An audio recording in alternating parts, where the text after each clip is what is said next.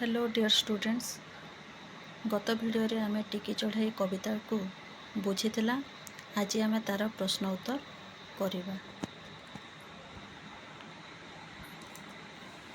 एठारे आस कथा हेबा। प्रथम प्रश्नटी अछि, सबु जीवजंतु घरे रहिबार आवश्यकता अछि कि नाही, कारण सह उत्तर कुह।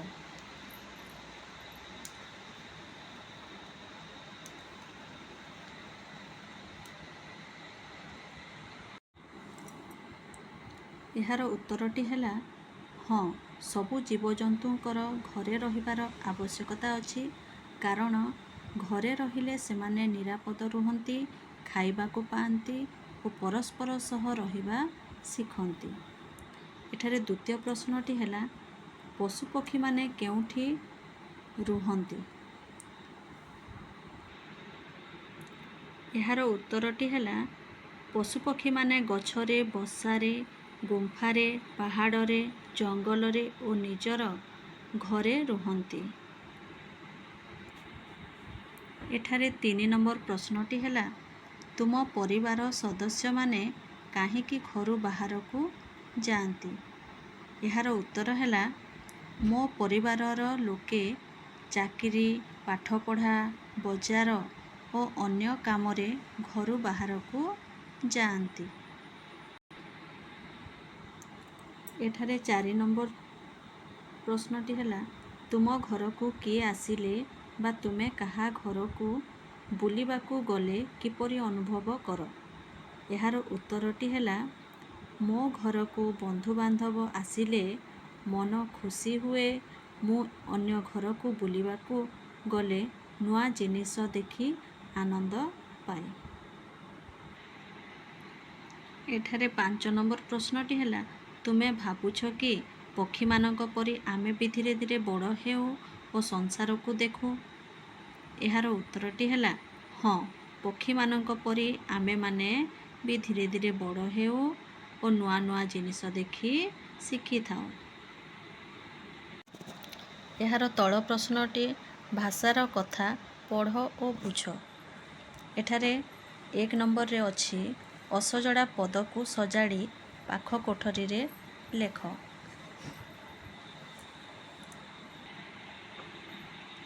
एठारे अछि, भाबिली सुंदर केड़े दुनिया। तो यार सठिक पदटी अछि एठारे, भाबिली दुनिया केड़े सुंदर। तेबे द्वितीयटी अछि, बसारू पुणी आसी मुहि दिने। यार सठिकटा अछि एठारे, पुणी दिने मुहि बसारू आसी।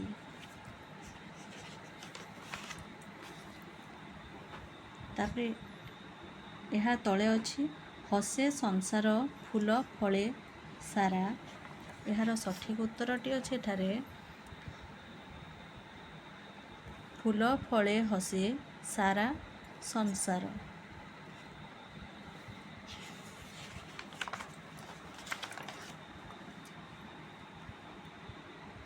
बसी मु होइली गछरे खुशी।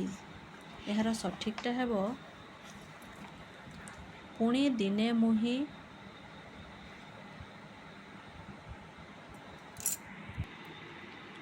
बसी मु होइली गछरे खुशी। यार सठिकटा हेउची, गछरे बसी मु होइली खुशी।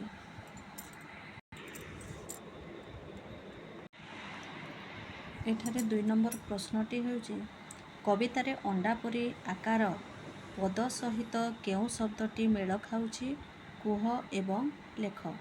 एठारे हेबो संसार, पक्षीर बसा, आकाश, घर।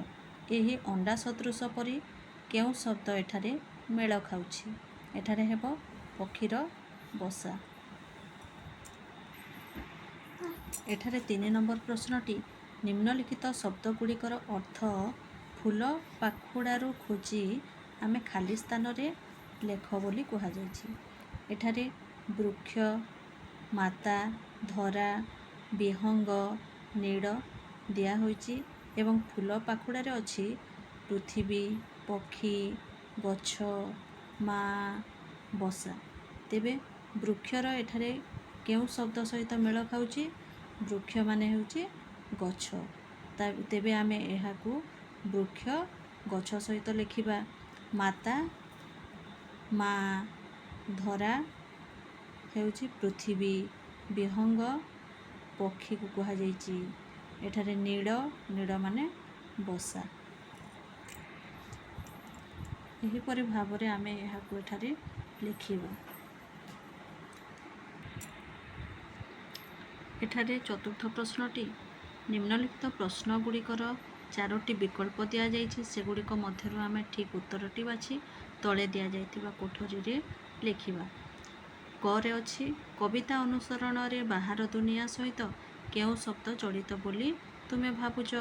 ଏଠାରେ ଅଛି ଅପସନରେ ବସା, ଅଣ୍ଡା, ଡେଣା, ଆକାଶ। ତେବେ ଏଠାରେ ଆକାଶ ହେବ। ଖରେ ଅଛି, କାହାର ବିରାଟ ଦେହ ଦେଖି ପକ୍ଷୀ ଶାବକଟି ଭୟଭୀତ ହୋଇଗଲା? ଏଠାରେ ଅଛି ଆକାଶ, ବସା, ବିଶ୍ୱ ଏବଂ ସୂରୁଜ। ତ ଏଠାରେ ଆକାଶର ବିରାଟ ଦେହ ଦେଖି ଶାବକଟି ଭୟଭୀତ ହୋଇଗଲା। ଗରେ ଅଛି, ପକ୍ଷୀ ଛୁଆଟିର ବସାଟି କିପରି ଥିଲା? ପକ୍ଷୀ ଛୁଆଟିର ବସାଟି ଛୋଟ ଥିଲା ନା ଏଠାରେ ଛୋଟ ଥିଲା। ଘରେ ଅଛି, କବିତାଟିରେ ସକାଳ ସୂରୁଜ କିରଣକୁ କ'ଣ କୁହାଯାଇଛି? ଏଠାରେ ସକାଳ ସୂରୁଜ କିରଣକୁ ଏଠାରେ କଅଁଳ ଖରା ବୋଲି କୁହାଯାଇଛି। ତା ତଳେ ଅଛି, ଆସ ଉତ୍ତର ଲେଖିବା। 1 ନମ୍ବରରେ ଅଛି, ପକ୍ଷୀ ଛୁଆଟିର ଭାବନାକୁ ନିଜ ଭାଷାରେ ଲେଖ। ତ ଏଠାରେ ଉତ୍ତରଟି ହେବ। ତେବେ ଏହାର ଉତ୍ତରଟି ହେଲା, ପକ୍ଷୀ ଛୁଆଟି ଭାବିଲା, ଏ ଦୁନିଆଟି କେତେ ସୁନ୍ଦର। ଆକାଶ ବଡ଼, ଗଛ ବଡ଼, ମୁଁ ଛୋଟ। ଧୀରେ ଧୀରେ ମୁଁ ବି ବଡ଼ ହୋଇ ଉଡ଼ିବି। 2 ନମ୍ବର ପ୍ରଶ୍ନଟି ହେଲା, ପକ୍ଷୀ ଛୁଆଟି ଖୁସି ହେବାର କାରଣ କ'ଣ? ତେବେ ଏହାର ଉତ୍ତରଟି ହେଲା,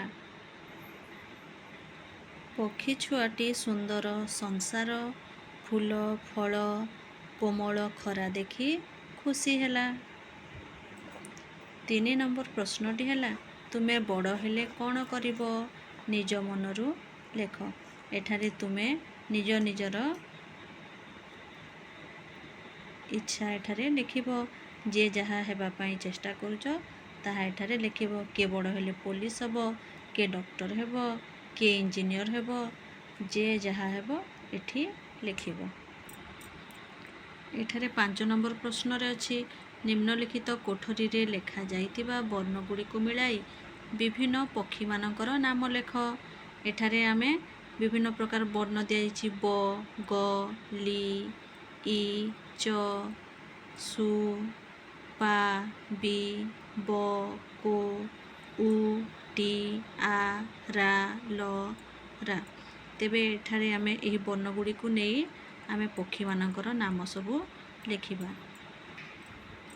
ତେବେ ଏଠାରେ ଆମେ ଲେଖିବା ବଗ, ଶୁଆ, ପାରା, କୋଇଲି, ଚଟିଆ ଇତ୍ୟାଦି ଆମେ ଲେଖିପାରିବା।